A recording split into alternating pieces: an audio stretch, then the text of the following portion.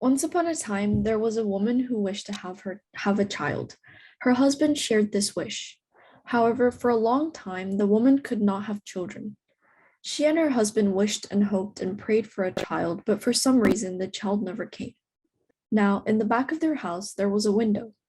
From the window, the man and his wife could see a lovely garden.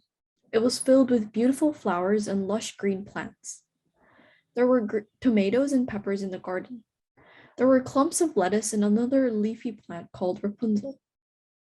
Around the garden was a tall stone wall, and no one dared to enter the garden, for it belonged to a wicked witch with evil powers. One day, the wife stood at the window and looked down into the garden. She saw the Rapunzel. It looked so fresh and green. She felt that she simply must have some. Day after day, she looked out the window. She longed for the Rapunzel. She became sadder and sadder. The woman's husband saw her sadness. Dear wife, He asked. What is the matter? Oh, husband, Said the woman. I simply must have some Rapunzel to eat. It grows in the garden behind our house. If I can't get some, I fear I will die. The man frowned. He was not a thief, but he loved his wife. He thought, I can't let her die. I will get her some Rapunzel. The old witch has so much of it. She won't know if I just take a little. That night, the man crept over the stone wall. He slid into the garden. Then he picked a bunch of Rapunzel and took it back to his wife. The wife was delighted when she saw the Rapunzel. She ate a big bowl of it. She said it was the best food she had ever eaten. The husband was happy. Well, He said. That's the end of that. The next day, the wife found that she was still craving Rapunzel. In fact, she was craving it 3 times as much. Husband, She said. I enjoyed that Rapunzel so much. It was so good. Will you get some for me again? The husband was annoyed. He did not like stealing, but it gave him joy to make his wife happy. He stood and thought. At last, the man said, I am glad that the Rapunzel brings you joy. I will go to the garden again, but this is the last time. So the man sneaked into the garden again. He picked some Rapunzel and started to leave. Just then, he saw the blazing eye of the witch. How dare you steal my Rapunzel? The witch growled. You will pay dearly for this, you thief. The man dropped the Rapunzel. He fell to his knees. I beg you, He called out. have mercy on me. The witch just frowned. I beg you. The man said. I had to do it. You see, my wife was looking out our window and saw your Rapunzel. She told me that she would die unless I got her some. So I had to get her some. Well then, The witch said. I will make a deal with you. I will allow you to pick as much Rapunzel as you want, on one condition. When your wife has a child, you must give the child to me. I will take care of the child like its very own mother. The man was scared. Also, he was starting to think his wife might never have a child. So he said yes. After that, he tried not to think about it. However, some month later, his wife had a lovely baby. Not long after, the witch appeared and took the child away. The witch named the child Rapunzel. When Rapunzel was 12 years old, she was very beautiful. The witch took her deep into a forest and locked her in a tall tower. The tower had no steps and no gate. The only way to get in was a small window near the top of the tower. When the witch wanted to be let in, she would call out, Rapunzel, Rapunzel, let down your hair. Rapunzel had long, beautiful hair that shone like gold. When the witch called up to her, she would open the window. She would let her hair down to the ground far below. Then the witch would take hold of the hair and lift herself up to the window. Rapunzel spent years locked away in the tower. In all that time, no one came to see her. No one except the witch. Then one day, a prince was riding through the forest. As he rode, he could hear a voice singing. It sang so sweetly that he stopped his horse so he could hear it better. It was Rapunzel up in the tower. She was trying to drive away her loneliness with sweet songs. The prince wanted to see who sang so well. He rode to the tower. He looked for a way to get in, but he could find none.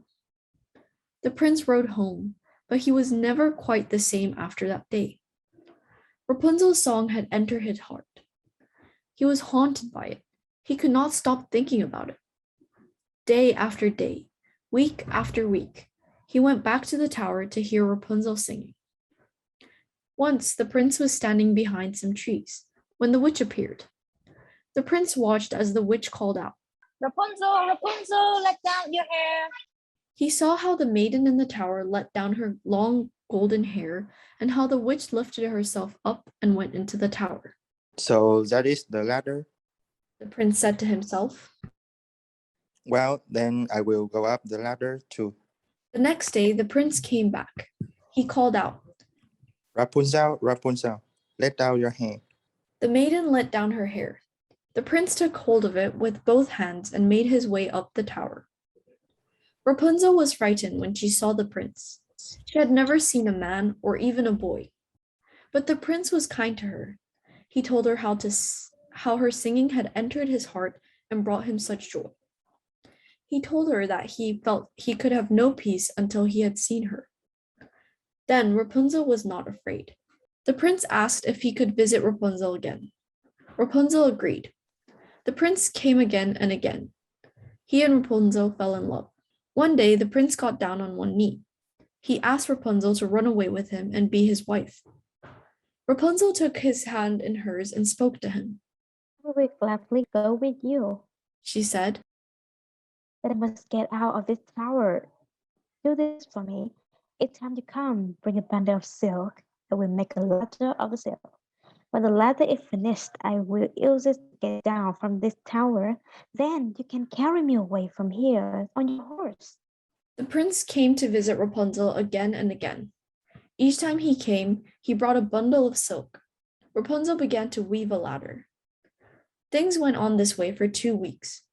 Then Rapunzel made a mistake.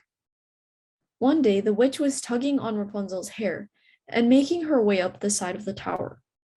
Without thinking about what she was saying, Rapunzel called out, Why do you come up so slowly? The prince takes only a moment. The prince? howled the witch.